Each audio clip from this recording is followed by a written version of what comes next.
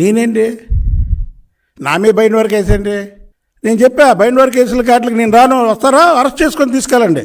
ప్రతి ఒక్కరు ధైర్యంగా ఉండండి. చంద్రబాబు గారు చెప్పినట్టు ధైర్యంగా పోరాడండి. ఇప్పుడు ఇది ఆషామాషిగా వదలం. ఇదేదో తెలుగుదేశం పార్టీగా మేము పెట్టట్లో ఒక బడుగు బలహీన వర్గాలకు చెందినటువంటి వ్యక్తిగా నేను పెడుతున్నా.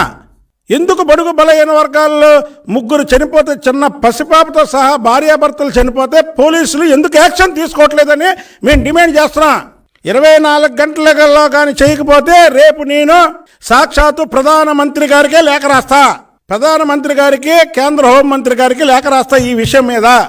ప్రధాని దగ్గర నుంచి వీళ్ళు రైతు భరోసా అందుకున్నటువంటి కుటుంబం, ఎందుకంటే రికార్డెడ్గా ఇదేదో కావాలని ఇలా ఆక్రమించుకున్నారండి అని ఇది ఒక పార్టీ రంగు పొలవడానికి కాదు. వాళ్ళ ఆస్తులు కూడా మీరు ఇలా చేసి ఈ 3 చావు కారకులైనటువంటి వ్యక్తుల్ని జగన్మోహన్ రెడ్డి ఇంటిగా పక్కన ఉన్నటువంటి ఒంటిమెట్లో వీళ్ళని అరెస్ట్ చేయట్లేదంటే దీంట్లో జగన్మోహన్ రెడ్డి పాత్ర ఉంది. పోలీసుల మీద, పోలీసులతో కొమ్మక్కయ్యి వాళ్ళని అరెస్ట్ చేయొద్దు అంటున్నాడు. కాబట్టి బీసీ వ్యతిరేకి, రాష్ట్రం నలుమూలలు తిరుగుతా, బీసీ రథం వేసుకొని తిరుగుతా, బీసీకి వ్యతిరేకి జగన్మోహన్ రెడ్డి అని. ఇది ఒక రాజకీయానికి సంబంధించినటువంటి విషయం కాదు. బీసీలు అంటే మీకు ఎందుకు చులకన? డీజీపీ రాజేంద్రనాథ్ రెడ్డిని వెంటనే విధుల నుంచి తొలగించాలి, లేదా డీజీపీ రాజేంద్రనాథ్ రెడ్డి 24 గంటల్లో దీనిలో ఈ ఆత్మహత్య కారకులైనటువంటి వ్యక్తులు, ఈ పొలాన్ని ఆక్రమించుకున్నటువంటి వ్యక్తి ఎవరైతే ఉన్నారో కట్టా శ్రావణి సుబ్బారాయుడు, ఇవాళ ఏంటండి ఎంత దుర్మార్గం అండి.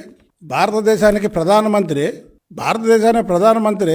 రైతు భరోసా బుద్ధాయంకన నీ పేరు మీద ఉందాయా, ఇగో నువ్వు తీసుకో అని రైతు భరోసా ఇస్తే అది కూడా తీసి మీరు ఈ కట్టా శ్రావణి సుబ్బారాయుడు పేరు మీద మార్చడం అంటే ఒక ప్రధానమంత్రిని కూడా ఛాలెంజ్ చేసినట్టు. ఇదేదో నేను రాజకీయం గురించి చెప్పట్లేదు, దీన్ని చాలా సీరియస్గా తీసుకుంటాము.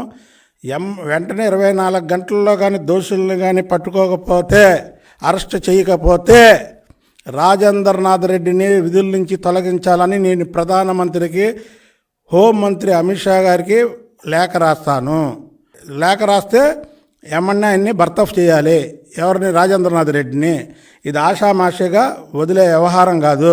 బీసీల మీద ఉక్కుపాదం మోపినటువంటి జగన్మోహన్ రెడ్డి బండారం రాష్ట్రం మొత్తం కూడా బీసీ రథం మీద నేను తిరిగి కుటుంబానికి న్యాయం జరిగే వరకు కూడా అవసరమైతే ఒంటిమెట్టి వెళ్ళి వాళ్ళ కుటుంబాన్ని పరామర్శిస్తా.